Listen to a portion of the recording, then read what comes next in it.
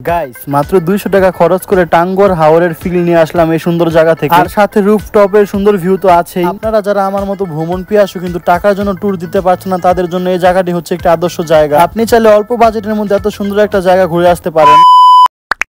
Hey guys, আসসালামু আলাইকুম। কেমন আছেন আপনারা সবাই? আশা করি সবাই ভালো আছেন। তো আপনারা হয়তো সবাই জানেন যে আমি আমার ফুপির বাসায় বেড়াতে এসেছি। আর আমার ফুপির বাসাটা হচ্ছে নারায়ণগঞ্জের বন্দরের ফরাজি কান্দাতে। আর এখানকার প্রতিটা এরিয়া যে এত সুন্দর কি বলবো আপনাদের। তেমনই আরেকটা সুন্দর জায়গা আজকে ভিজিট করতে যাচ্ছি আমি এবং আমার কাজিনরা মিলে। আর এই জায়গাটা নাকি এখানকার অনেক ফেমাস একটা জায়গা। আর আমার কাজিন আমাকে বলতেছিল যে আমি নাকি এত সুন্দর জায়গা এর আগে কখনো দেখিনি, যে জায়গাটা আজকেও আমাকে ঘুরাবে। তো আমি অনেক এক্সাইটেড ছিলাম ওই জায়গাটা ঘোরার জন্য। তো কি এমন সুন্দর জায়গা হতে পারে যেটা আজ পর্যন্ত আমি দেখি নাই, সেটা দেখার জন্য সকাল সকাল চলে যাচ্ছে আমি এবং আমার কাজিনরা মিলে। তো ওই জায়গার যাওয়ার পথে রাস্তার যে সুন্দর সুন্দর ভিউটা দেখছিলাম, এতে আমার মন জুড়িয়ে যাচ্ছিল। মানে রাস্তার পাশের যে পরিবেশটা, সেই পরিবেশটা অনেক সুন্দর ছিল।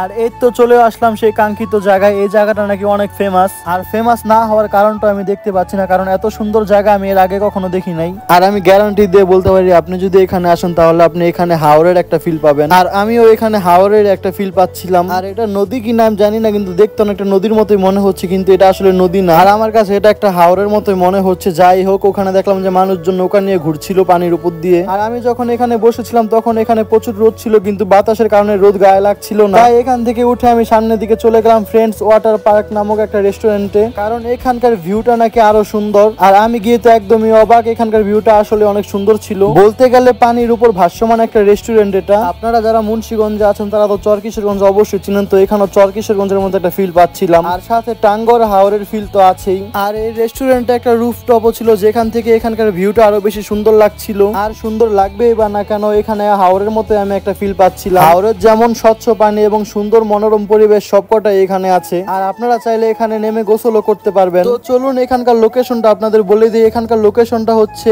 জায়গাটার নাম হচ্ছে সাবদি। আর এখানে আসতে হলে আপনাদের মুন্সিগঞ্জের মুক্তারপুর থেকে একটা অটো নিয়ে ফরাজিকান্দা চলে আসতে হবে। আর ফরাজিকান্দা থেকে আরেকটা অটো নিয়ে আপনি সাবদি বললে আপনাকে এখানে নামিয়ে দিয়ে যাবে। আর আমি তো এই জায়গাটার নাম প্রথম শুনলাম। আর যেহেতু আমি এখানে আমার বাসা থেকে এসেছি, তো আমার বাসা থেকে এখানে আসতে আমার টোটালি 200 টাকা খরচ হয়েছে। মানে আমার বাসা থেকে আমার ফুপির বাসা পর্যন্ত। আর আমি এখানে তো আমার কাজিনের সাথে বাইক দিয়ে এসেছি, তাই আমার এখানে আসতে কোনো ভাড়া লাগেনি। তাই আমি ভিডিওর প্রথমে বলেছিলাম যে মাত্র 200 টাকা টাঙ্গর হাওরের ফিল নিয়ে যাচ্ছি। আর রেস্টুরেন্টে যখন এসেছি তখন কিছু না কিছু তো খেতেই হবে, তাই আমরা এখানে তিনজনে মিলে 3টা লাচ্ছি অর্ডার দিয়ে দিলাম। আর আমরা যেহেতু এখানে সকালের সময় এসেছিলাম, তো বাসা থেকে সকালে আমরা খেয়ে বের হয়েছিলাম, তাই এখানে এসে আমরা ভারী কিছু খাইনি। তাই একটু রিফ্রেশিং হতে আমরা লাচ্ছি খেয়ে নিলাম। আপনারা কারা কারা নারায়ণগঞ্জের ফরাজি কান্দা বা সাবদি হতে ভিডিওটি দেখছেন অবশ্যই কমেন্ট করে জানাবেন। আর আমাদের মুন্সিগঞ্জে যারা এখন এই জায়গাটি ঘুরতে যান না, তারা অবশ্যই জায়গাটি ঘুরে আসবেন। আশা করি আপনাদের অনেক ভালো লাগবে। তো আমাদেরও ঘোরাঘুরি শেষ, এবার আমরা বাসার উদ্দেশ্যে রওনা দিয়ে দিলাম। তো আমার ভিডিওটি আপনাদের কাছে কেমন লাগলো অবশ্যই কমেন্ট করে জানাবেন। সবাই ভালো থাকবেন, সুস্থ থাকবেন। আল্লাহ হাফেজ। আর আমার পেজটি কিন্তু ফলো করতে ভুলবেন না।